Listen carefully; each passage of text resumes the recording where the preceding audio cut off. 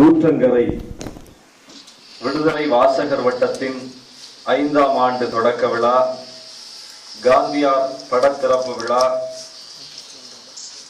இரு விழாக்களினுடைய தலைமை பொறுப்பை ஏற்றிருக்கிற அருமை தோழர் கனியமுதன் அவர்களே, வரவேற்புரை ஆற்றி அமர்ந்திருக்கிற தோழர் ராசேந்திரன் அவர்களே, அறிமுக உரை ஆற்றியிருக்கிற தோழர் அண்ணா சரவணன் அவர்களே, முன்னிலை வகித்திருக்கிற தோழர்கள் நாசி சரவணன் அவர்களே, வே குபேந்திரன் அவர்களே, வி ஜி இளங்கோ அவர்களே, ஜி கருணாநிதி அவர்களே, திராவிடர் கழக செயலவை தலைவர் அறிவுக்கரசு எழுதிய அதற்கு வயது இது அன்று நூலை வெளியிட்டு அமர்ந்திருக்கிற மருத்துவர் வே தேவராஸ் அவர்களே, நூலை பெற்றுக்கொண்டு அமர்ந்திருக்கிற தோழர் மா ஜெயலட்சுமி அவர்களே, நூல் அறிமுக உரை ஆற்றியிருக்கிற தோழர் இரா பழனி அவர்களே, காந்தியார் படத்தை திறந்து வைத்து சிறப்பித்திருக்கிற விடுதலை சிறுத்தைகள் கட்சியின் முன்னோடியும் அருமை தலைவரின் தனி செயலாளருமான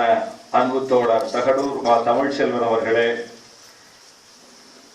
சிறப்பு விருந்தினரை அறிமுகம் செய்து அமர்ந்திருக்கிற அருமை தோழர் பழ வெங்கடாச்சலம் அவர்களே,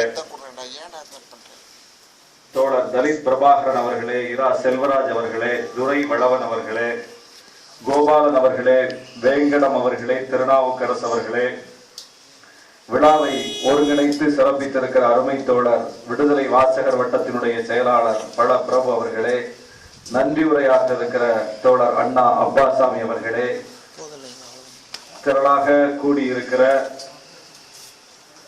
தோழமை உறவுகளே, உங்கள் அனைவருக்கும் வணக்கம்.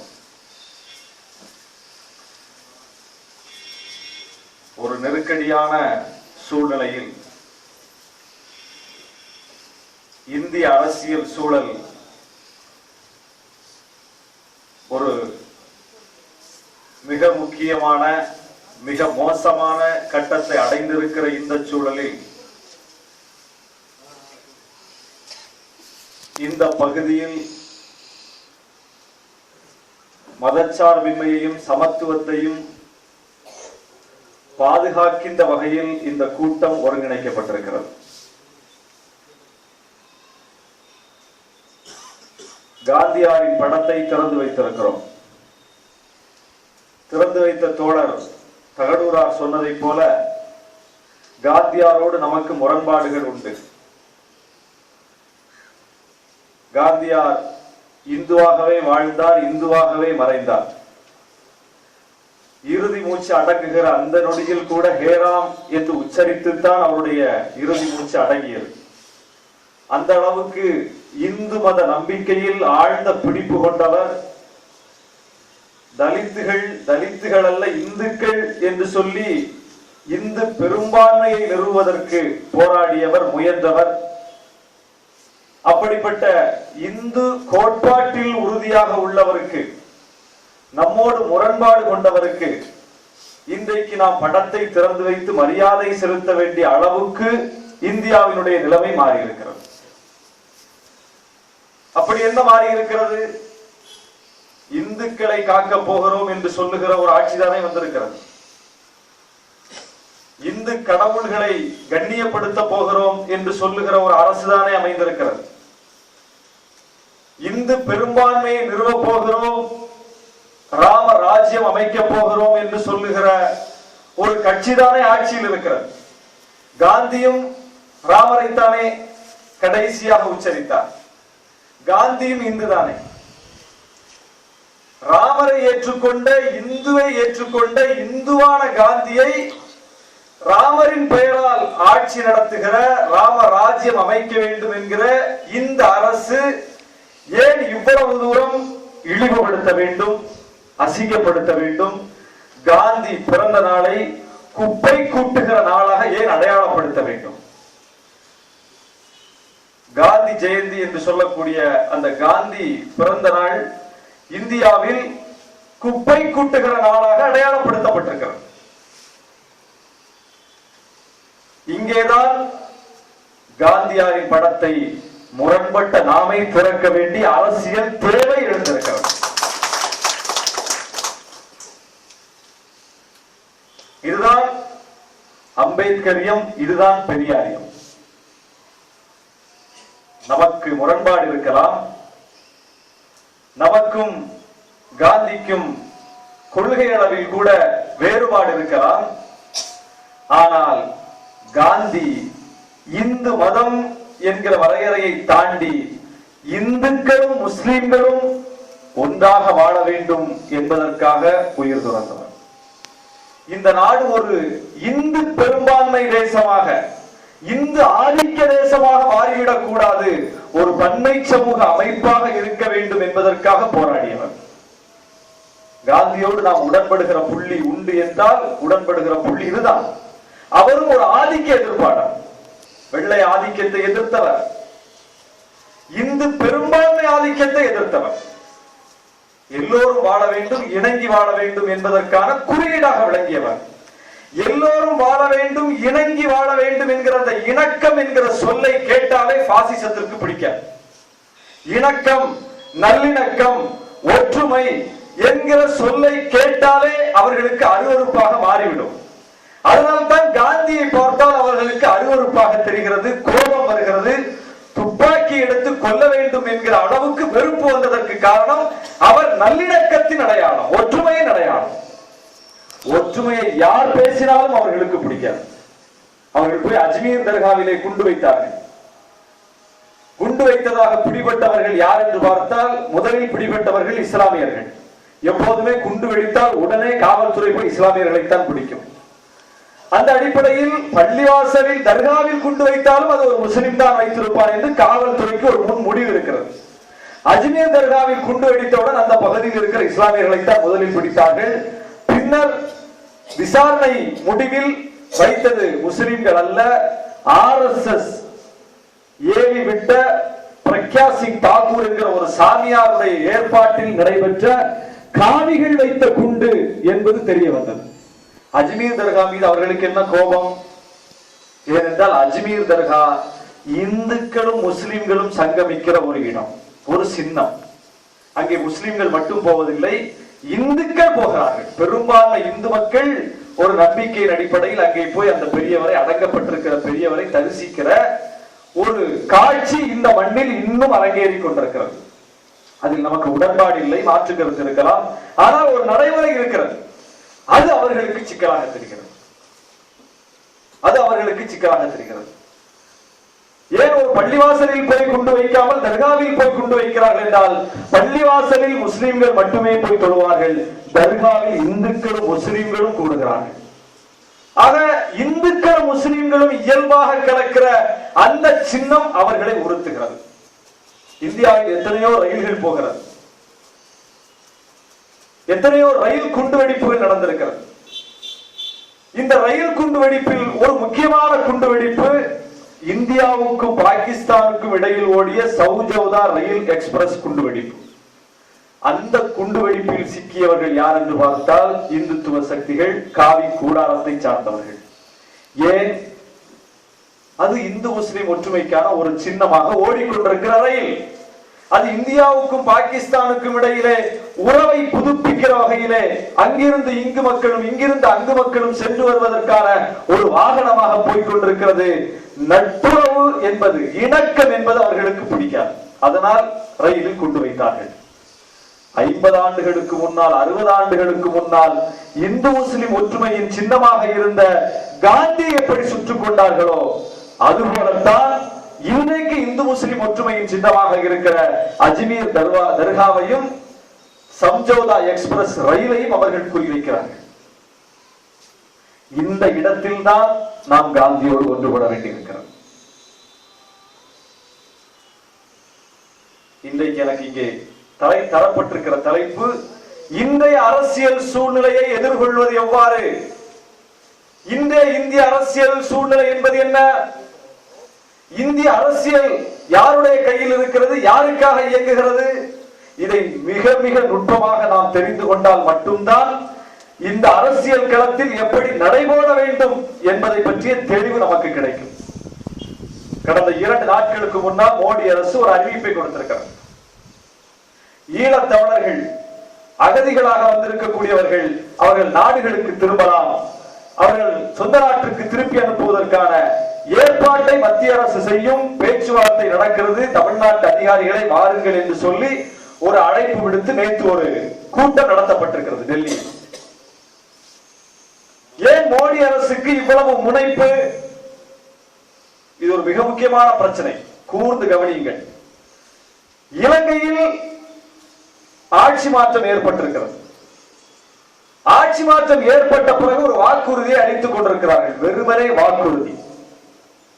தமிழர் நிலங்களில் இருந்து ஒரே ஒரு ராணுவத்தினர் கூட அப்புறப்படுத்தப்படவில்லை. ராஜபக்சே குவித்து வைத்திருந்த அத்தனை ராணுவமும் இன்னும் அப்படியே தமிழர் பகுதியில் நிலை கொண்டிருக்கிறார்கள். அங்கே எந்த மாற்றமும் வரவில்லை. ராஜபக்சேவுக்கு உடனிருந்து அந்த இனப்படுகொலை நிகழ்த்திய பொன்சேகா தான் இன்றைக்கு கண்ணியப்படுத்தப்பட்டிருக்கிறார். அந்த பாதுகாப்புத்துறை அமைச்சர் பொறுப்பில் இருந்தவர் தான் இன்றைக்கு அதிபராக இருக்கிறார். அங்கே எந்த மாற்றமும் வரவில்லை. சொல் அளவில், வாக்குறுதி அளவில் சில வாக்குறுதியை தந்து கொண்டிருக்கிறார்களே தவிர களத்தில் எந்த மாற்றம் வரவில்லை. அங்கேயே லட்சக்கணக்கான தமிழர்கள் இன்னும் உள்வேலி முகாம்களுக்குள் தான் இருக்கிறார்களே தவிர அவருடைய சொந்த நிலத்திற்கு அங்கே இருக்கிறவர்களே திரும்ப முடியாத அளவுக்கு இன்னும் முகாமில் இருக்கிறார்கள்.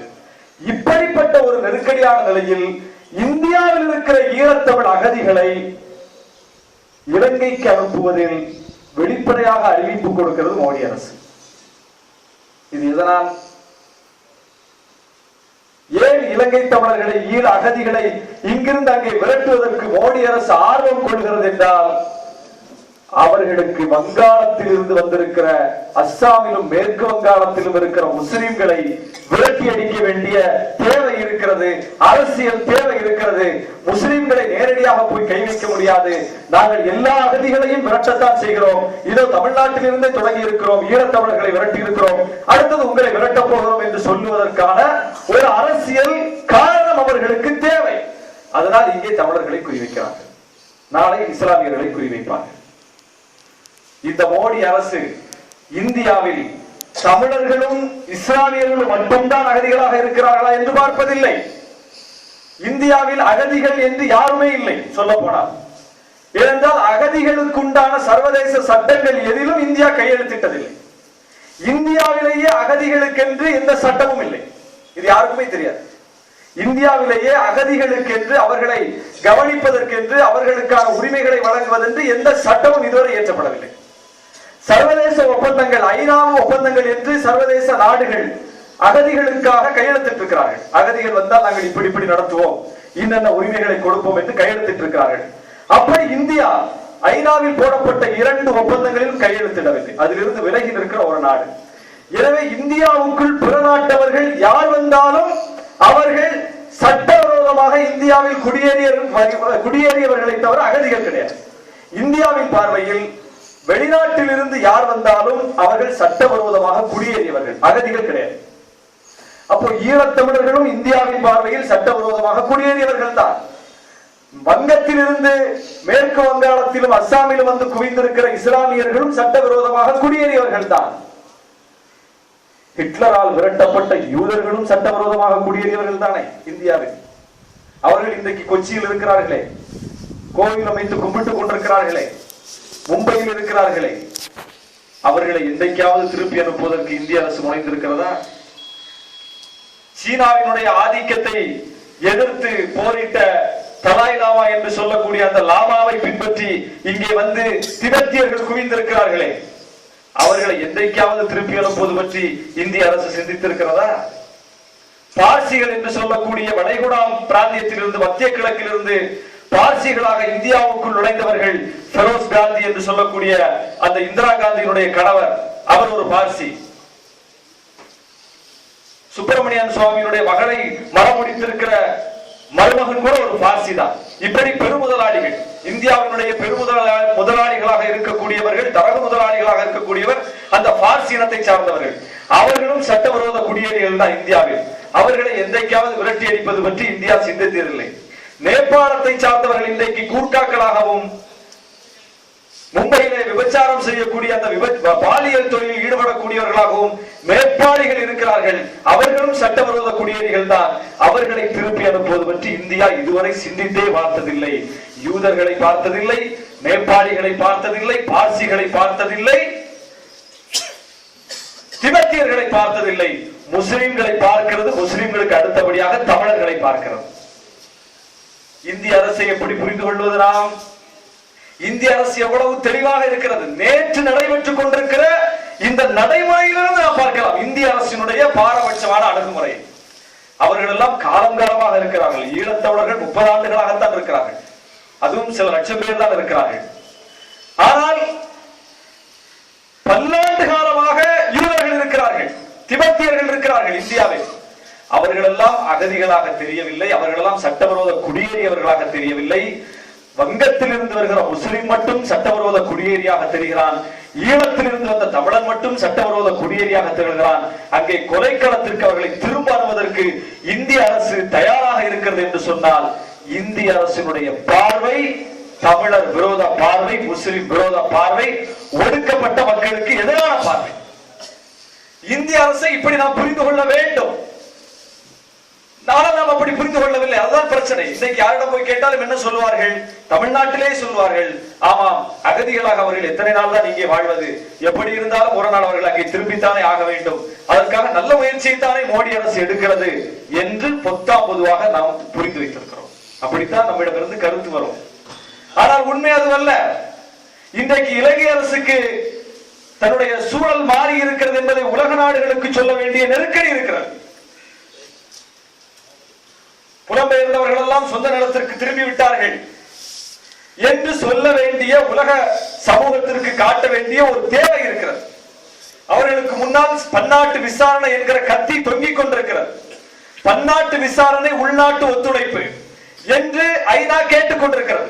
ஆனால் இலங்கை என்ன சொல்லுகிறது? உள்நாட்டு விசாரணை, உள்நாட்டிலேயே நாங்கள் விசாரித்துக் கொள்கிறோம், பன்னாட்டு ஒத்துழைப்பை தாருங்கள் என்று சொல்லுகிறது. அவர்கள் பன்னாட்டு விசாரணை, உள்நாட்டு ஒத்துழைப்பை கேட்கிறார்கள். இலங்கை சொல்லுகிறது உள்நாட்டு விசாரணை, பன்னாட்டு ஒத்துழைப்பு என்று. இந்த ரெண்டுக்கும் நிறைய வேறுபாடு இருக்கிறது. உள்நாட்டு விசாரணைக்கும் பன்னாட்டு ஒத்துழைப்புக்குமான சூழலை உருவாக்க வேண்டிய தேவை இன்றைக்கு இலங்கை அரசுக்கு இருக்கிறது. அதனால் தமிழர்கள் நாடு திரும்பி விட்டார்கள், சுகமாக வாழ்கிறார்கள் என்று அடையாளத்துக்கு, அறிவிப்புக்கு சொல்ல வேண்டிய நெருக்கடியில் இலங்கை அரசு நிற்கிறது. அதனால் அவன் வாவா என்று அழைக்கிறான், இவன் போ போ என்று சொல்லுகிறான். இலங்கைக்கு இந்திய அரசு துணை போகிறதை தவிர தமிழர்களை கொண்டு போய் கொலைக்களத்தில் நிறுத்தப் போகிறது. இதுதான் நேற்று நடைபெற்றுக் கொண்டிருக்கிற ஒரு சம்பவத்தின் பின்னணியில் இருக்கிற இவ்வளவு விஷயங்கள், இவ்வளவு அம்சங்கள். இந்த நாட்டில் தீராமல் இருக்கிற எல்லா பிரச்சனைகளுடைய வேரை போய் தேடினால் அது இப்படித்தான் இருக்கும். பாதிக்கப்படக்கூடியவன் யார் என்பதை பார்த்துத்தான் இங்கே முடிவுகள் எடுக்கப்படுகிறது. விழுகிற பிணம் யாருடைய பிணம் என்பதை வைத்துத்தான் இங்கே முடிவுகள் தீர்மானிக்கப்படுகின்றன, கொள்கை முடிவுகள். ஈழம் 50 ஆண்டுகளுக்கு மேலாக பற்றி எறிந்து கொண்டிருக்கிறது. 50 ஆண்டுகளுக்கு மேலாக தொடர்கிற போராட்டம் இவ்வளவு கொடூரமாக ஒடுக்கப்பட்டது ஏன் என்று பார்த்தால், அதனுடைய வேலை தேடி போனால் ஒரே ஒருவன் அங்கே சுப்பிரமணிய சுவாமி சோ வகையரா இருந்திருந்தால் பிரச்சனை தீர்ந்திருக்கும். மயிலாப்பூரை மாமரத்தை சார்ந்த ஒரே ஒருவன் அங்கே சிங்கள இனவெறிக்கு பலியாகி இருந்தால் இந்திய அரசுடைய முடிவு வேறாக இருந்திருக்கும். பாதிக்கப்பட்டவன் வேறு, பாதிக்கப்பட்டவன் விளிம்புநிலை சமூகத்தை சார்ந்தவன், லட்சக்கணக்காக கொந்தளிக்கப்பட்டவன் அடித்தள வர்க்கம். இதுதான் மிக முக்கியமான பிரச்சனை. ஈழம் தொடர்ந்து நசுக்கப்பட்டுக் கொண்டிருக்கிறது. அந்த குரல் ஒடுக்கப்படுகிறது என்று சொன்னால் கோரிக்கை வைப்பவர்கள் யார் என்பதை பொறுத்துத்தான் அது தீர்மானிக்கப்படுகிறது. அண்மையிலே இங்கே தமிழ்நாட்டிற்கு வந்த மத்திய அமைச்சர் நிர்மலா சீதாராமன் ஒரு மிக முக்கியமான அறிவிப்பை சொன்னார். 100 ஆண்டுகளாக ஒரு பிரச்சனை தீராமல் இருக்கிறது இந்தியாவில் என்று சொன்னார். 100 ஆண்டுகளாக என்ன பிரச்சனை என்று கேட்கும் போது, செய்தியாளர்கள் கேட்கும் போது அவர் சொன்னார், தேயிலை தோட்ட தொழிலாளர்களுடைய பிரச்சனை 100 ஆண்டுகளாக தீரவில்லை, வெட்கப்படுகிறது அரசு என்று சொன்னார். ஒரு மத்திய அமைச்சரை ஒப்புதல் வாக்குமூலம் கொடுக்கிறார். தேயிலை தோட்ட தொழிலாளர்களுடைய பிரச்சனை 100 ஆண்டுகளாக தீரவில்லை, அரசு அதை ஒப்புக்கொள்கிறது, வெட்கப்படுகிறோம் என்று சொல்லுகிறார். தேயிலை தோட்ட தொழிலாளர்களுடைய பிரச்சனை ஏன் தீரவில்லை? தேயிலை தோட்ட தொழிலாளர்கள் யார்? தேயிலை தோட்ட தொழிலாளர் ஒரே ஒருவர் அந்த தேயிலையை பறிக்கக்கூடிய, குறைந்த சம்பளத்திற்கு அந்த தோட்டங்களில் வாழ்வை தொலைக்கக்கூடிய ஒரே ஒருவர் ஆதிக்க சமூகத்தை சார்ந்தவராக இருந்திருந்தால் அவர்களுடைய கோரிக்கை நிறைவேற்றப்பட்டிருக்கும், பிரச்சனை தீர்ந்திருக்கும். தேயிலை தோட்டத்தில் நொந்து சாகக்கூடிய அந்த வர்க்கம் எளிய வர்க்கம் தலித்துகள் என்பதனால் அந்த பிரச்சனை 100 ஆண்டுகளாக தீரவில்லை. ஒரு பிரச்சனை 100 ஆண்டுகளாக தீராமல் இருக்குமா? ஆனால் 100 ஆண்டுகளாகவும் ஒரு பிரச்சனை தீராமல் இருக்கிறது என்றால் அது யார் பாதிக்கப்படுகிறார்கள் என்பதை பொறுத்து தீர்மானிக்கப்படுகிறது. போபாலில் 30 ஆண்டுகளாக மக்கள் தெருவில் இருந்து போராடி கொண்டிருக்கிறார்கள். மத்திய பிரதேச மாநிலம் போபால் என்கிற ஒரு நகரத்தில் எதற்காக போராடுகிறார்கள் என்றால் அங்கே விஷவாயு கசிவு ஏற்பட்டு யூனியன் கார்பைடு என்று சொல்லக்கூடிய ஒரு நிறுவனத்தில் விஷவாயு கசிவு ஏற்பட்டு அந்த கம்பெனிக்காரன் எல்லாம் பாதுகாப்பாக வெளிநாட்டுக்கு அனுப்பி வைக்கப்பட்டு விட்டால் பாதிக்கப்பட்ட மக்கள் 30 ஆண்டுகளாக போராடி கொண்டிருக்கிறார்கள். இன்றைக்கும் அங்கே பிறக்கக்கூடிய குழந்தைகள் ஊனமாக பிறக்கிறார்கள், கைகால் உடமாக பிறக்கிறார்கள். அந்த விஷவாயு கசிவினுடைய தாக்கம் 30 ஆண்டுகள் கழித்தும் இன்றைக்கும் அந்த மண்ணில் இருக்கிறது. புல் பூண்டுகள் கூட அந்த மண்ணில் முளைப்பதில்லை. ஆனால் பாதிக்கப்பட்ட மக்களுக்கு இதுவரையிலும் இழப்பீடு வழங்கப்படவில்லை. அந்த பாதிப்பை ஏற்படுத்திய நிறுவனமான வெளிநாட்டு நிறுவனம், அமெரிக்க நிறுவனம் யூனியன் கார்பைடு நிறுவனம், இதுவரையிலும் அவர்கள் மீது எந்த நடவடிக்கையும் எடுக்கப்படவில்லை. இந்தியா நீதிமன்றங்கள் அனுப்புகிற எந்த சம்மனையும் அந்த நிறுவனம் பெறுவதில்லை. இந்திய அரசே அந்த நிறுவனத்தினுடைய தலைவர் ஆண்டர்சனை பாதுகாப்பாக வழியனுப்பி அமெரிக்காவுக்கு அனுப்பியது. அங்கே போய் அவர் சொகுசான வாழ்க்கை வாழ்ந்து கடந்த 2-3 மாதங்களுக்கு முன் மரணம் அடைந்து விட்டார். இவ்வளவு நடந்திருக்கிறது. 30 ஆண்டுகள் கழித்து இன்றைக்கும் அந்த மக்கள் தெருவில் இறங்கி போராடி கொண்டிருக்கிறார்கள். இழப்பீடு தாருங்கள். நம்முடைய நாட்டில் தான் இதெல்லாம் நடக்கிறது. பாதிக்கப்பட்டிருக்கிறோம். விஷவாயு கசிவினால் பல்லாயிரம் பேர் மாண்டிருக்கிறோம், பல்லாயிரம் பேர் முடமாகி இருக்கிறோம். பிறக்கக்கூடிய குழந்தைகள் கூட முடமாக பிறக்கக்கூடிய அளவுக்கு மோசமான வாழ்நிலைக்கு சொந்தக்காரர்களாகி இருக்கிறோம். இழப்பீடு தாருங்கள் என்று கேட்கிறார்கள். குற்றவாளியை இந்திய தண்டனை சட்டத்தின்படி தண்டியுங்கள் என்று கேட்கிறார்கள். இந்த கோரிக்கையில் ஏதாவது தவறு இருக்கிறதா? இந்த கோரிக்கையில் ஏதாவது அநியாயம் இருக்கிறதா? நியாயமான கோரிக்கை, நீதியான கோரிக்கை, ரொம்ப அடிப்படையான கோரிக்கை, பெரிய கோரிக்கையும் அல்ல. ஆனால் 30 ஆண்டுகளாக ஆயிரக்கணக்கான மக்களை தெருவில் நிறுத்தி வைத்திருக்கிறது. அவர்களுக்கு நீதி வழங்க இந்தியாவில் இந்திய அரசோ நீதிமன்றங்களோ தயாரில்லை. ஏன்? பாதிக்கப்பட்டவர்கள் முழுக்க முழுக்க ஒடுக்கப்பட்ட சமூகங்களை சார்ந்தவர்கள், குறிப்பாக தலித்துகள், இஸ்லாமியர்கள். இந்திய அரசினுடைய போக்கு, கேரளாவில் 2 மீனவர்கள் இத்தாலி கடற்படையால் சுடப்பட்டார்கள். 2 மீனவர்கள். தமிழ்நாட்டில் 500 மீனவர்களுக்குமே சுடப்பட்டிருக்கிறார்கள். 2 மீனவர்கள் சுடப்பட்டவுடன் இந்திய அரசை அலறுகிறது, அதிகார வர்க்கம் அலறுகிறது. இத்தாலிக்கு போய் லாபி செய்து முறையிட்டு சொந்த நாட்டுக்கு திரும்பிய அந்த அதிகாரிகளை, கடற்படை அதிகாரிகளை திரும்ப கொண்டு வந்து நிறுத்தி இந்திய நீதிமன்றத்தில் நிறுத்தினார்களா இல்லையா? 2 கேரள மீனவர்களுக்காக 500க்கு மேற்பட்ட தமிழக மீனவர்கள், குறிப்பாக ராமேஸ்வரம் மீனவர்கள் சுடப்பட்டிருக்கிறார்கள் இலங்கை கடற்படையால். உலகத்திலேயே மீன்பிடிக்க போனதற்காக சுடப்பட்ட ஒரே மனிதன் தமிழனாகத்தான் இருக்க முடியும். 500க்கு மேற்பட்ட சொந்த குடிமக்களை இன்னொரு நாட்டினுடைய கடற்படை சுட்டுக் கொண்டிருக்கிறது. வேடிக்கை பார்த்த ஒரே அரசு இந்திய அரசாகத்தான் இருக்க முடியும். 500க்கு மேற்பட்ட எஃப்ஐஆர்கள் என்று சொல்லக்கூடிய முதல் தகவல் அறிக்கையை பதிவு செய்து வைத்திருக்கிற காவல்துறை அதன் மீது நடவடிக்கை எடுக்காமல் இருக்கிறது என்று சொன்னால் 500 எஃப்ஐஆருக்கு மேல் நடவடிக்கை எடுக்காத ஒரே காவல்துறை தமிழ்நாடு காவல்துறையாகத்தான் இருக்க முடியும். இந்த கொடுமை இன்றைக்கும் தொடர்ந்து கொண்டிருக்கிறது, அரங்கேறி கொண்டிருக்கிறது, தீர்வே இல்லை. 2 கேரள மீனவர்கள் பிரச்சனையில் உடனடியாக தீர்வு கிடைக்கிறது இதே இந்திய அரசாங்கத்தால். ஆனால் 500க்கு மேற்பட்டவர்கள் கொந்தளிக்கப்பட்டு விட்டார்கள். ஒரு அடி நகரவில்லை. அந்த வழக்குகள் அப்படியே இருக்கிறது. அதே நாட்டோடு இந்திய அரசு உறவாடுகிறது.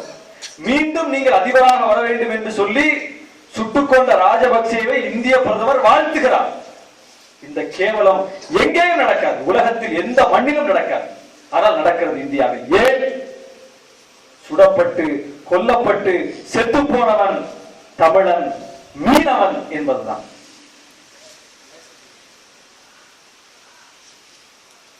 எத்தனை சம்பவங்களை நீங்கள் அடுக்கினாலும் கூடங்குளத்தில் போய் அணு உலையை வைக்கிறார்கள்.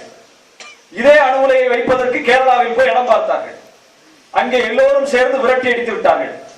அணு உலை என்பது எதற்காக என்று கேட்டால் மின்சாரம் தயாரிக்க என்று சொல்லுகிறது அரசு.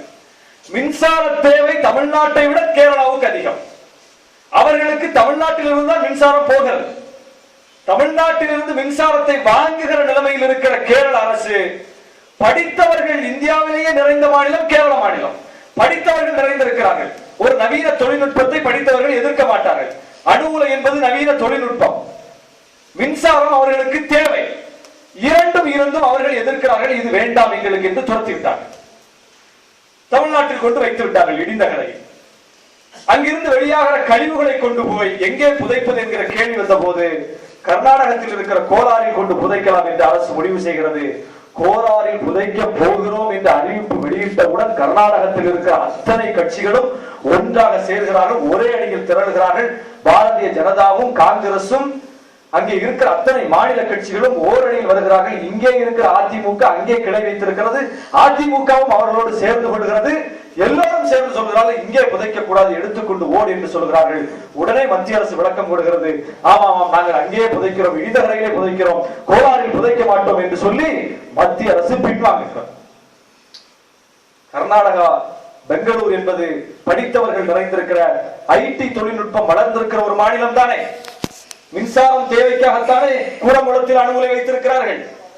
ஒரு தொழில்நுட்பத்தை படித்தவர்கள் கர்நாடகாவில் ஏன் எதிர்க்கிறார்கள், கேரளாவில் ஏன் எதிர்க்கிறார்கள்?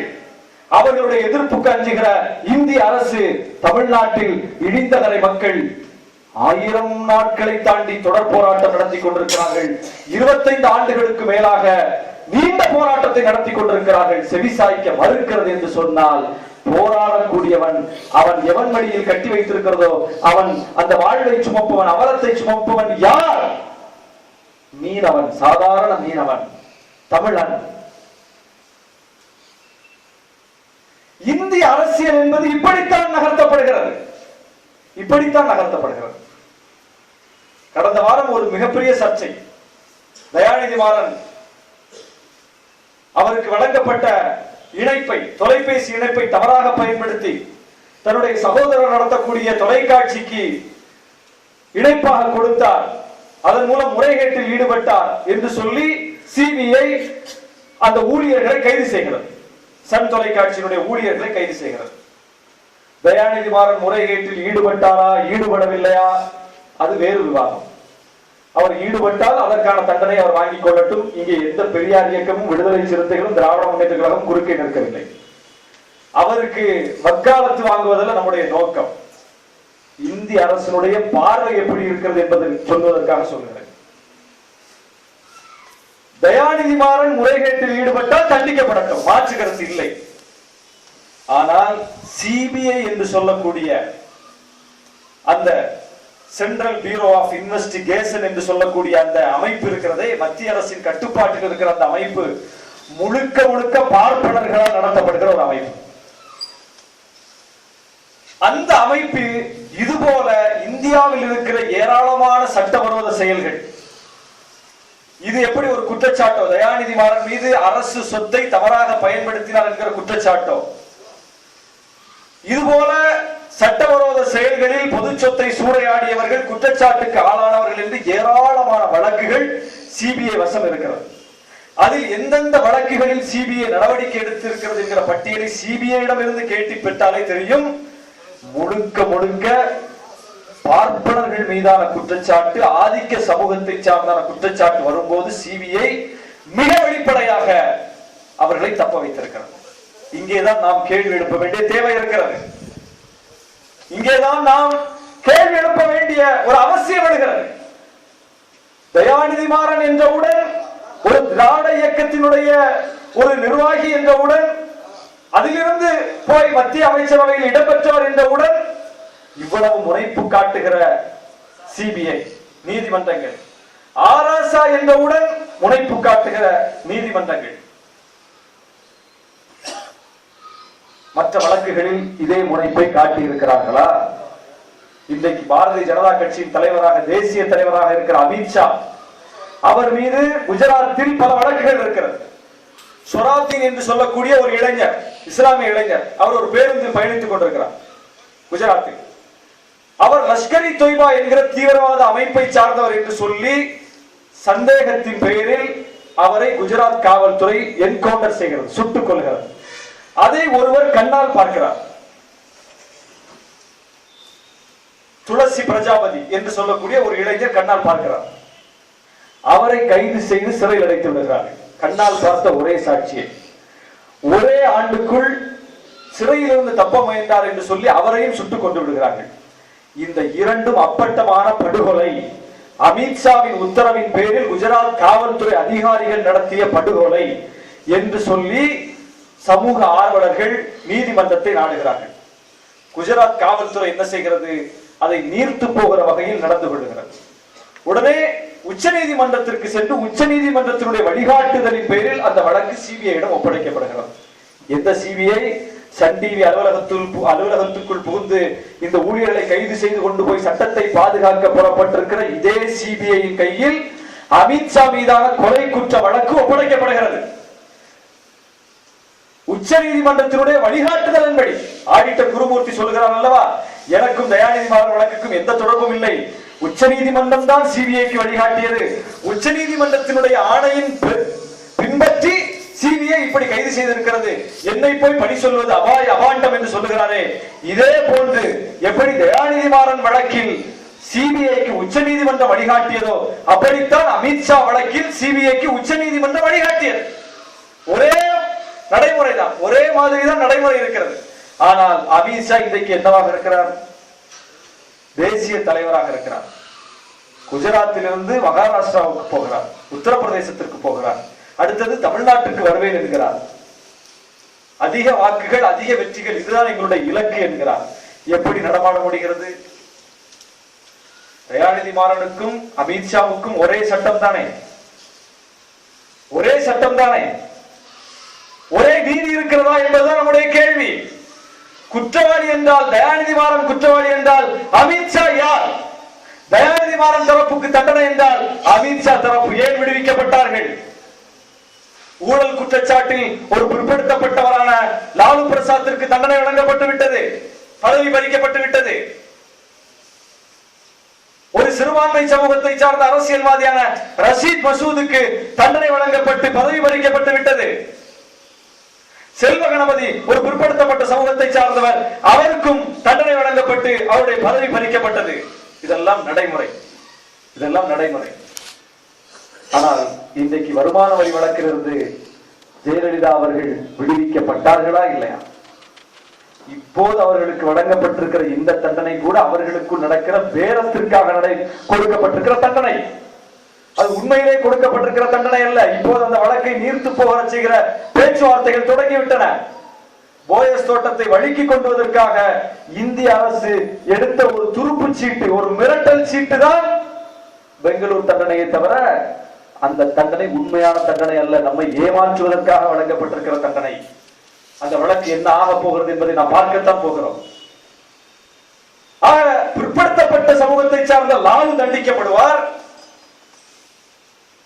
ரஷீத் மசூத் சிறுபான்மை சமூகத்தை சார்ந்தவர் தண்டிக்கப்படுவார், செல்வ கணபதி தண்டிக்கப்படுவார், தயாநிதி மாறன் தரப்பு கைது செய்யப்படுவார்கள். ஆனால் சங்கரராமன் கொலை வழக்கிலிருந்து சங்கராச்சாரியார் விடுவிக்கப்படுவார். வருமான வரி வழக்கிலிருந்து ஜெயலலிதா விடுவிக்கப்படுவார். கொலை வழக்கிலிருந்து, இனப்படுகொலை வழக்கிலிருந்து அமித்ஷா விடுவிக்கப்படுவார். அவர்கள் எப்போதும் போல என்ன கொலை குற்றத்தில் ஈடுபட்டாலும், எத்தனை வழக்குகளை நீதிமன்றத்தில் சந்தித்தாலும், பொது சொத்துக்களை சூறையாடினாலும் அவர்கள் வழக்கம் போல அரசியல் நடவடிக்கைகளில் ஈடுபடலாம், எந்த தடையும் இல்லை. இப்படி செய்ய முடியுமா? தண்டனை பெற்ற ஒரு திராவிட இயக்கத்தை சார்ந்த அரசியல்வாதியால் இப்படி செயல்பட முடியுமா? நீதிமன்றம் அனுமதிக்குமா? தண்டனை பெற்று விட்டார்கள் ஜெயலலிதா அவர்கள். தண்டனை பெற்ற ஜெயலலிதாவுடைய படங்களை அணிவகுப்பில் வைத்து அலங்காரம் செய்திருக்கிறார்கள். ஒரு தண்டனை பெற்றவரை, ஒரு குற்றவாளி என்று நீதிமன்றத்தால் அறிவிக்கப்பட்டவருடைய படங்கள் வைக்கப்பட்டிருக்கிறது. இதை அகற்றுவதற்கு நடவடிக்கை எடுங்கள் என்று சொல்லி திமுக தரப்பு நீதிமன்றத்திற்கு சென்ற போது நீதிமன்றம் அந்த வழக்கை தள்ளுபடி செய்கிறது. வழக்கே தள்ளுபடி செய்து விட்டார்கள். இதுவே ஜெயலலிதா படத்திற்கு பதிலாக ஒரு கலைஞரின் படம் என்று இருந்தால் நீங்கள் யோசித்து பாருங்கள். ஒரு தண்டனை பெற்று அவருடைய படம் இப்படி அரசு அலுவலகங்களில் வைக்கப்பட்டிருந்தால், அது ஒரு பார்ப்பனர் அல்லாதவராக இருந்தால் எப்படி இருந்திருக்கும்? இந்திய நீதி அமைப்புகள் எவ்வளவு கரைபடிந்து போயிருக்கிறது என்பதற்கு இதை விட வேறு என்ன சான்று வேண்டும்? இன்றைக்கு உமாசங்கர் மத பிரச்சாரத்தில் ஈடுபடுகிறார் என்று சொன்னவுடன் அனைவரும் பாய்ந்து குதறுகிறார்கள். ஒருவர் தான் ஏற்றுக்கொண்டிருக்கிற கருத்தை பின்பற்றவும் பரப்பவும் இந்திய அரசியல் சாசன சட்டம் அந்த தனிப்பட்ட நபருக்கு உரிமை வழங்கி இருக்கிறது. அரசு அதிகாரியாக இருக்கிற உமாசங்கர் தன்னுடைய பணி நேரத்தின் போது அதை செய்தால் அது தவறு, அது குற்றம். பணி நேரத்தின் போது நான் செய்வேன் என்று சொன்னால் அதுவும் குற்றம்.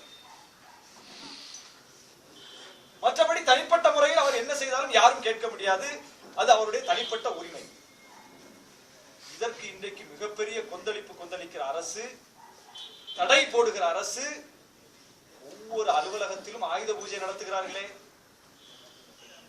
இந்திய அரசியல் சட்டத்தை இயற்றிய அம்பேத்கரின் படம் அரசு அலுவலகங்களில் இருக்கிறதோ இல்லையோ, அனைத்து சாமி படங்களும் இருக்கிறது. இந்து கடவுள்களின் படம் இல்லாத ஒரு காவல்துறை அலுவலகம் கிடையாது, ஒரு வட்டாட்சியர் அலுவலகம் இருக்காது. எல்லா அலுவலகங்களிலும் இந்து கடவுள்கள் படம் மாலை போட்டு அலங்காரம் செய்யப்படுகிறது.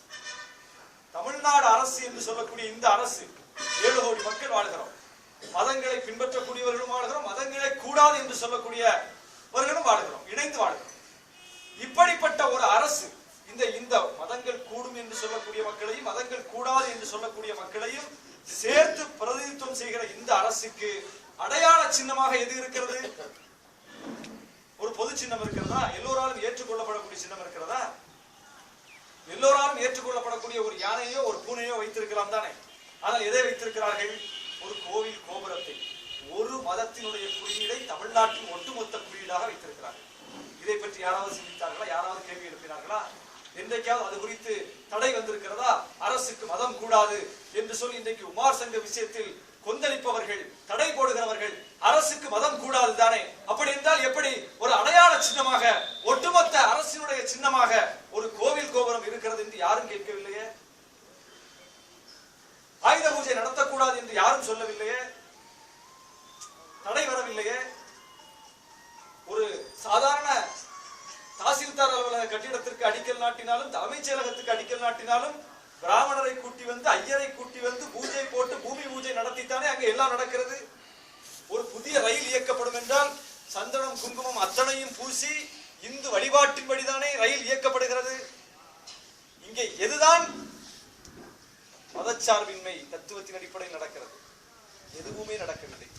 ஆக அவர்கள் சொல்லுவது மத பிரச்சாரம் கூடாது, அரசு பதவியில் இருப்பவருக்கு மத அடையாளம் கூடாது என்று சொல்லுவது கிறிஸ்தவ மத அடையாளம் கூடாது என்று சொல்லுகிறார்கள், இஸ்லாமிய மத அடையாளம் கூடாது என்று சொல்லுகிறார்களே தவிர இந்து மத அடையாளம் கூடாது என்று அவர்கள் சொல்லவில்லை. மிக தெளிவாக இருக்கிறது இந்திய அரசியல், இந்திய நடப்பு அரசியல் மிக தெளிவாக இருக்கிறது. நாம் தான் குழம்பிக் கொண்டிருக்கிறோம். அவர்கள் மிக தெளிவாக இருக்கிறார்கள். அவருடைய எந்த திட்டத்தையும் அவர்கள் மறைத்து வைக்கவில்லை. அனைத்தையும் வெளிப்படையாக செய்கிறார்கள், அனைத்தையும் வெளிப்படையாக முன்னெடுக்கிறார்கள். எதையாவது ஒழித்து வைத்திருக்கிறார்களா? மறைமுக அஜெண்டா என்று சொல்லி நம்மை ஏமாற்றி திடீரென்று அவர்கள் நமக்கு எதையாவது காட்டியதாக இங்கே வரலாறு இருக்கிறதா? பாபர் மசூதி இடத்தில் தான் ராமர் பிறந்தார் என்று சொல்லி அவர்கள் பாபர் மசூதி இடிப்பதற்கு டிசம்பர் 6க்கு முந்தின நாள் 5ஆம் தேதி தான் சொன்னார்களா? ஒரு 50-60 ஆண்டு காலமாக சொல்லி வருகிறார்கள், நாங்கள் அங்கே போய் சிலையை வைப்போம், ராமர் சிலையை கொண்டு வைப்போம், முடிந்தால் தடுத்து பாருங்கள் என்று சொல்லி சவால் விட்டுத்தான் செய்கிறார்கள். சவால் விட்டு செய்ய முடிகிறது அவர்களால். ஆனால் இந்தியா மதச்சார்பற்ற நாடு, இங்கே எல்லா மக்களுக்கும் சட்டத்தில் இடம் இருக்கிறது, எல்லா மக்களுக்கும் சமமான உரிமை இருக்கிறது என்று சொல்லி வியாக்கியானம் ஒரு பக்கம் நடந்து கொண்டிருக்கிறது. ஆக இந்த அரசு என்பது, இந்திய அரசு என்பது முழுக்க முழுக்க இன்றைய நடைமுறை என்பது ஒரு சார்பு நடைமுறை, குறிப்பாக இந்துத்துவ சார்பு நடைமுறை, அதிலும் குறிப்பாக பார்ப்பனிய சார்பு நடைமுறை. இன்றைக்கு பகவத்கீதையை தேசிய நூலாக்குவோம் என்று சொல்லுகிறார்கள். பகவத்கீதை ஒட்டுமொத்த இந்து மக்களின் நூல் அல்ல, ஆனால் அவர்கள் இந்துக்களின் நூல் என்று சொல்லுகிறார்கள். அது அல்ல. பகவத்கீதையை குன்றக்குடி அடிகளார் ஏற்றுக்கொள்வார்களா? சைவத்தை பின்பற்றக்கூடிய அந்த இந்து மக்கள் ஏற்றுக்கொள்வார்களா? அது யாருடைய நூல்? பகவத்கீதை ஒட்டுமொத்த இந்து மக்களின் நூல் அல்ல, அது பார்ப்பனர்களின் நூல், ஒரு இனத்தின் நூல், ஒரு மதத்தின் நூல் அல்ல. ஒரு இனத்தின் நூலை, குறிப்பிட்ட ஒரு சிறுபான்மை இனத்தின் நூலை ஒட்டுமொத்த இந்தியாவின் நூல் என்று அடையாளப்படுத்துகிறார்கள். சமஸ்கிருதம் இந்துக்களின் மொழி அல்ல, குறிப்பிட்ட ஒரு இனத்தின் மொழி, பார்ப்பனர்களின் மொழி. அதை கொண்டு போய் பள்ளிக்கூடத்தில் மொழியாக வைக்கிறார்கள், அலுவல் மொழியாக வைக்கிறார்கள், செம்மொழி என்று அறிவிக்கிறார்கள். அதற்கு கோடான கோடி ரூபாய் நிதி ஒதுக்குகிறார்கள். சில ஆயிரம் பேர் மட்டுமே பேசக்கூடிய அந்த மொழிக்கு இவ்வளவு முக்கியத்துவம் கொடுக்கிறார்கள். தமிழ் தானே செம்மொழி, தொன்மையான மொழி. தமிழுக்கு அவர்கள் ஒதுக்கி இருக்கிற நிதியையும் சமஸ்கிருதத்திற்கு அவர்கள் ஒதுக்கி இருக்கிற நிதியையும் பார்த்தால் தெரியும். சமஸ்கிருதத்தின் மீதான அவருடைய விருப்பமும் தமிழின் மீதான அவருடைய வெறுப்பும் அப்பட்டமாக தெரியும். இப்படி ஒரு ஆதிக்கத்தை இன்றைக்கு செய்கிறார்கள். மொழியின் பெயரால் ஆதிக்கம், மதத்தின் பெயரால் ஆதிக்கம், இனத்தின் பெயரால் ஆதிக்கம், அத்தனை வகையிலும் ஆதிக்கம் செய்கிற இந்த போக்கு இன்றைக்கு வளர்ந்திருக்கிறது. எதற்கும் அவர்கள் கட்டுப்பட தயாராக இல்லை, எந்த சட்டத்துக்கும் கட்டுப்பட தயாராக இல்லை. அதற்கான பூர்வாங்க திட்டங்களை பன்னெடுங்காலமாக செய்து வருகிறார்கள். இன்றைக்கு நாம் பார்க்கிறோம், இன்றைக்கு நாம் என்ன சொல்லுகிறோம்? மோடி அரசு ஓராண்டில் வந்து விட்டது, ஓராண்டில் இந்த ஊடகங்கள் சேர்ந்து அவர்களை தூக்கி வைத்து கொண்டாடி இப்படி மக்களுடைய மனதை கரைத்து இப்படி ஒரு ஆட்சியை கொண்டு வந்து விட்டார்கள் என்று நாம் சொல்லுகிறோம். அது ஒரு பார்வை, அதில் தவறில்லை, அது உண்மைதான். ஆனால் அது மட்டுமே உண்மை அல்ல. அவர்கள் ஒரு 100 ஆண்டு கால திட்டத்தின் அடிப்படையில் இன்றைக்கு ஆட்சியில் அமர்ந்திருக்கிறார்கள். 2014 மோடி பிரதமராக பதவியேற்கிறார். 1913 அதற்கான விதை போடப்பட்டது. சாவர்கரும் ஹெட்கேவாரும் சந்திக்கிறார்கள், பேசுகிறார்கள். இந்தியாவை ஒரு இந்து நாடாக மாற்ற வேண்டும் என்று செயல் திட்டங்களை வரையறுக்கிறார்கள். அந்த பேச்சுவார்த்தையினுடைய தொடர்ச்சியாக 1925 நாக்பூரில் RSS இயக்கம் தொடங்கப்படுகிறது. தொடங்கப்பட்ட அந்த நாளிலிருந்து ஒவ்வொரு பகுதியையும் கவனித்துக் கொள்வதற்கு, ஒவ்வொரு வேலை திட்டத்தையும் கவனித்துக் கொள்வதற்கு என்று தனித்தனி பிரிவுகள், தனித்தனி அமைப்புகள் உருவாக்கப்படுகின்றன. ஒவ்வொருவருக்கும் ஒவ்வொரு வேலை, ஒருவர் செய்கிற வேலை இன்னொருவர் செய்ய மாட்டார். இந்து மக்கள் கட்சி செய்கிற வேலை இந்து முன்னணி செய்யாது, இந்து முன்னணி செய்கிற வேலை விஸ்வ இந்து பரிஷத் செய்யாது, விஸ்வ இந்து பரிஷத் செய்கிற வேலை RSS செய்யாது, RSS செய்கிற வேலை பஜ்ரங் தள் செய்யாது, பஜ்ரங் தள் செய்கிற வேலை துர்கா வாகினி செய்யாது, துர்கா வாகினி செய்கிற வேலை ஸ்ரீராம் சேனா செய்யாது. எத்தனை அமைப்புகள் இருக்கிறது? 20-25 மேற்பட்ட அமைப்புகள், இந்துத்துவ அமைப்புகள் இருக்கின்றன. ஒருவர் செய்கிற வேலை இன்னொருவர் செய்ய மாட்டார், ஒருவரை பற்றி இன்னொருவர் குறை கூற மாட்டார், ஒருவரை பற்றி இன்னொருவர் முறைகேடாக பேச மாட்டார், ஒருவரை பற்றி இன்னொருவர் பொதுவெளியில் அவதூறு சொல்ல மாட்டார், பேஸ்புக்கில் எழுத மாட்டார், எதுவுமே நடக்காது. அப்படி ஒரு கூட்டு இயக்கம் கட்டி வைத்திருக்கிறார். தீகாவை பற்றி பெரியார் தீகா பேசுகிறார், பெரியார் தீகாவை பற்றி விடுதலை தீகா பேசுகிறது, திராவிடர் விடுதலை கழகம் பேசுகிறது, தமுமுகவை பற்றி தௌஹீத் ஜமாத் பேசுகிறது,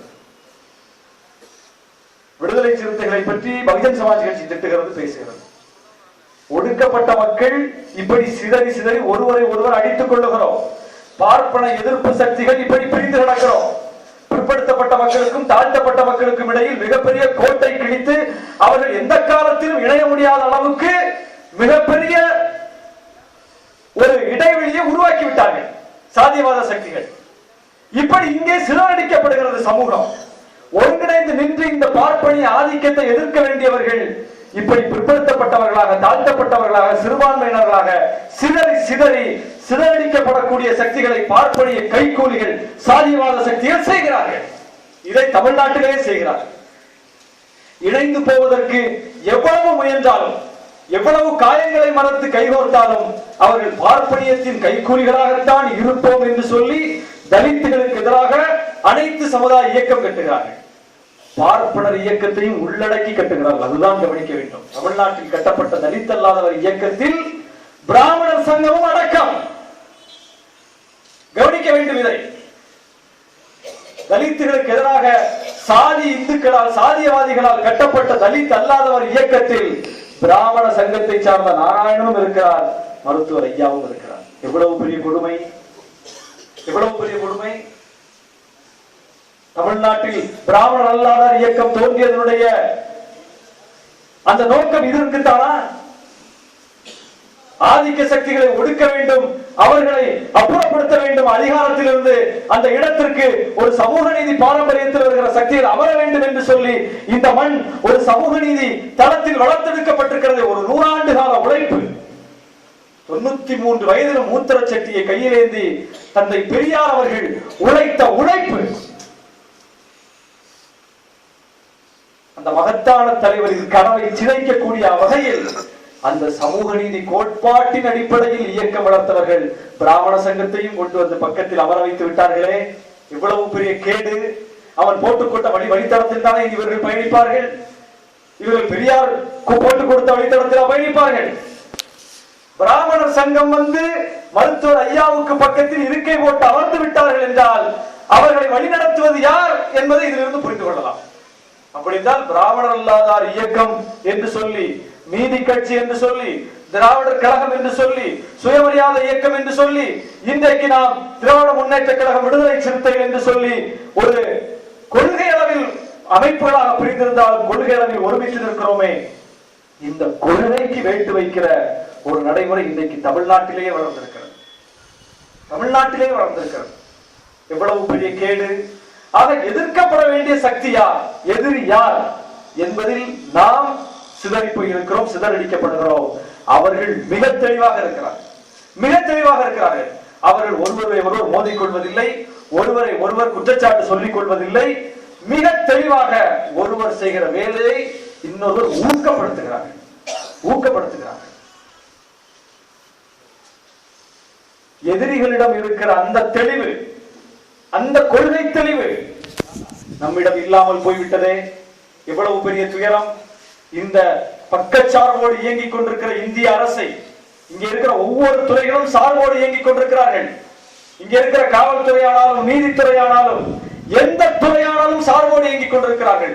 சங்கராச்சாரியார் குற்றவாளி கூண்டில் நிறுத்தப்பட்டிருக்கிறார். சங்கரராமன் கொலை வழக்கில் குற்றவாளி கூண்டில் நிறுத்தப்பட்டிருக்கிறார். நீதிபதி கேட்கிறார், போலீஸ்காரர்களை பார்த்து, காவல்துறையை பார்த்து நீதிபதி கேட்கிறார், சுவாமிகளை நீதிபதிகள் குடியிருப்பில் ஏதாவது ஒரு பங்களா காலியாக இருந்தால் அங்கே வைக்கலாமே, அங்கே சிறை வைக்கலாமே என்று நீதிபதி சொல்கிறார்.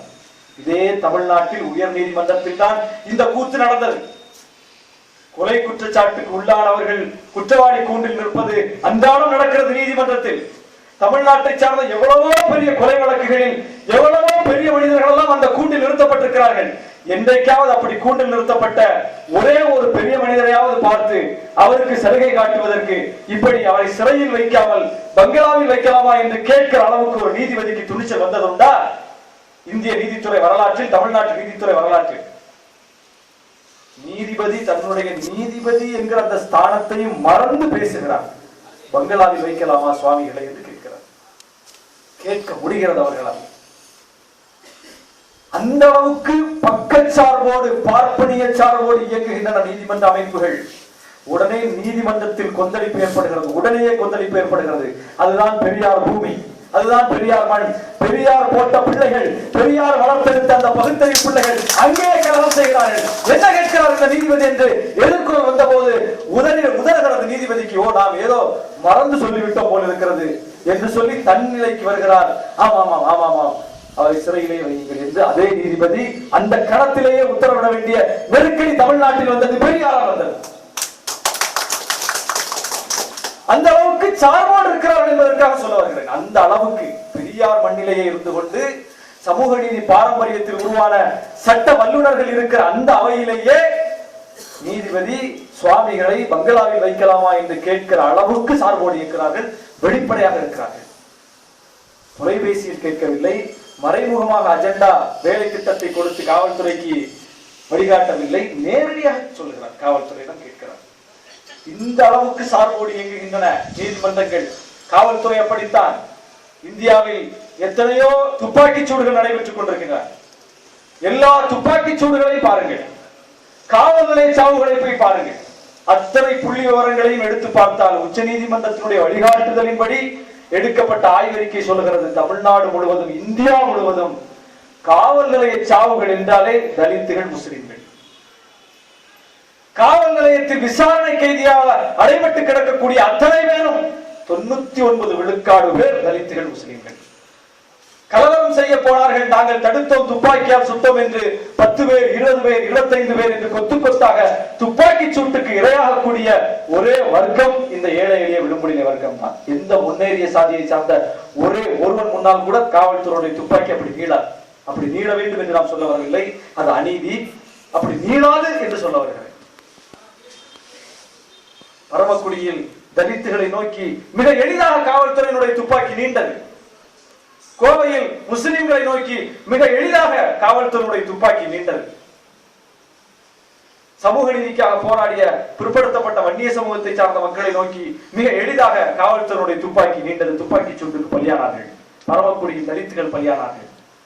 கோவையிலே முஸ்லிம்கள் பலியானார்கள்.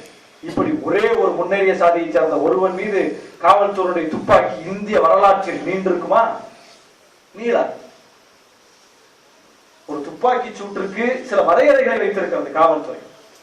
ஒரு கும்பல் திரளுகிறது என்றால், அங்கே வன்முறை வெடிக்கிற அபாயம் ஏற்படுகிறது என்றால் முதலில் வானத்தை நோக்கி சுடுங்கள், அப்படியும் அவர்கள் கலையவில்லை என்றால் முட்டுக்கு கீழே சுடுங்கள், அப்படியும் கலையவில்லை என்றால் துப்பாக்கியை பெறுவீர்கள் என்பதுதான் விதி.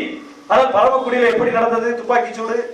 எடுத்த எடுப்பிலேயே ஒரு தள்ளுமுள்ளு சம்பவத்திற்காக, பெரிய வன்முறை இல்லை, ஒரு தள்ளுமுள்ளு சம்பவம் நடக்கிறது. காவல்துறைக்கும் அங்கே கூடியவர்களுக்கும் இம்மானுவேல் சேகர் என்கிற அந்த ஒடுக்கப்பட்ட மக்களின் அடையாளமாக இருக்கிற அந்த தலைவனுக்கு நினைவேந்தல் நிகழ்ச்சிக்காக திரண்டிருந்த அந்த மக்களை நோக்கி காவல்துறை எடுத்த எடுப்பிலேயே துப்பாக்கி எடுத்து சுடுகிறது என்றால், இப்படி நீதித்துறையானாலும் காவல்துறையானாலும் வருவாய்த்துறையானாலும் அரசின் எந்த துறையானாலும் மிக மிக சார்போடு இயங்குகிறார்கள்.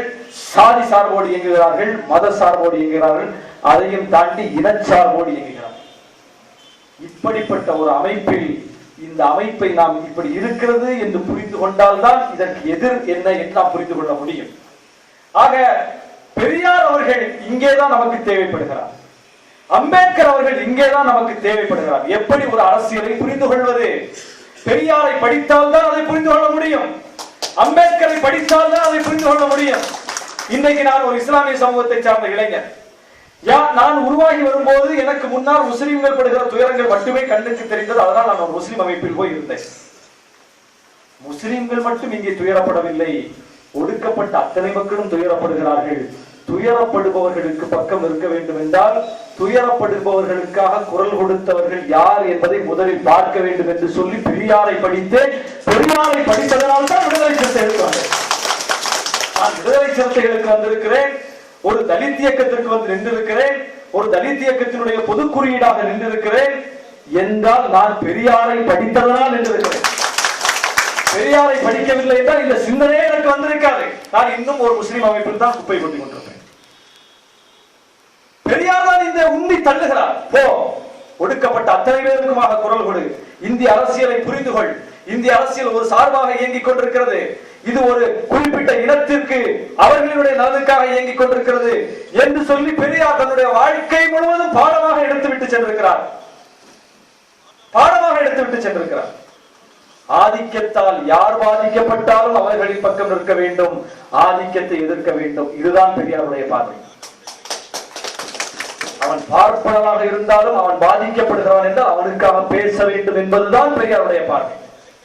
பார்ப்பனருக்கும் சமூக நீதி வேண்டும் என்பதுதான் பெரியாருடைய பார்வை. எல்லோரும் சொல்கிறார்கள் பார்ப்பனர்களுக்கு எதிரான இயக்கம் பெரியார் இயக்கம் என்று சொல்லுகிறார்கள். இல்லை, சின்ன குத்தூசி பார்ப்பன சமூகத்தை சார்ந்தவர் தானே. அவர் எப்படி பெரியார் இயக்கத்தில் ஈடுபாடு கொண்டு இறுதி மூச்சு அடங்குகிறவரை பெரியார் கொள்கைக்காகவே எழுதி எழுதி மாய்ந்தார். எப்படி ஒரு பார்ப்பன சமூகத்தில் பிறந்தவரால் பெரியாரின் பக்கம் வர முடிந்தது என்றால் பெரியாரின் பார்வை தெளிவானது. பெரியாரின் பார்வை கோளாறான பார்வை அல்ல, குருட்டு பார்வை அல்ல, அது தொலைநோக்கான பார்வை, அது சமூக நீதி பார்வை. இன்றைக்கும் சொல்லுகிறோம், சங்கரராமன் மனைவி பத்மா பார்ப்பன சமூகத்தை சார்ந்தவர் என்றாலும் ஆதிக்கத்தால் பாதிக்கப்பட்டவர். ஆதிக்கத்தால் பாதிக்கப்பட்டவர். இந்த அரசு பார்ப்பனர்களுக்காகத்தானே இயங்குகிறது, பார்ப்பனருடைய நலனைத்தானே முதன்மைப்படுத்துகிறது. பார்ப்பனர்கள் முன்னுக்கு வர வேண்டும், அதிகாரத்திற்கு வர வேண்டும், அவர்கள் யாராலும் பாதிக்கப்படக்கூடாது என்பதற்காகத்தானே இயங்குகிறது. பத்மா பார்ப்பன சமூகத்தை சார்ந்தவர் தானே. பத்மாவும் சங்கராச்சாரியாரும் என்று வரும்போது சங்கராச்சாரியாரின் பக்கம் இருக்கிறதை தவிர பத்மாவின் பக்கம் எந்த பார்ப்பனரும் நிற்கவில்லை. சோ சங்கராச்சாரியருக்கு தான் பேசுகிறார், சங்கரராமனுக்காக பேசவில்லை. சுப்பிரமணிய சுவாமி சங்கராச்சாரியருக்கு தான் பேசுகிறார், சங்கரராமனுக்காக பேசவில்லை. எஸ்.வி. சேகர் சங்கராச்சாரியருக்கு தான் பேசுகிறார், சங்கரராமனுக்காக பேசவில்லை. ஆடிட்டர் குருமூர்த்தி சங்கராச்சாரியரின் பக்கம் தான் நிற்கிறார், சங்கரராமனின் பக்கம் நிற்கவில்லை. பாதிக்கப்பட்டவன் இங்கே யார்? ரெண்டு பார்ப்பனர்களுக்கு இடையில் சண்டை, ரெண்டு பார்ப்பனர்களுக்கு இடையில் மோதல்.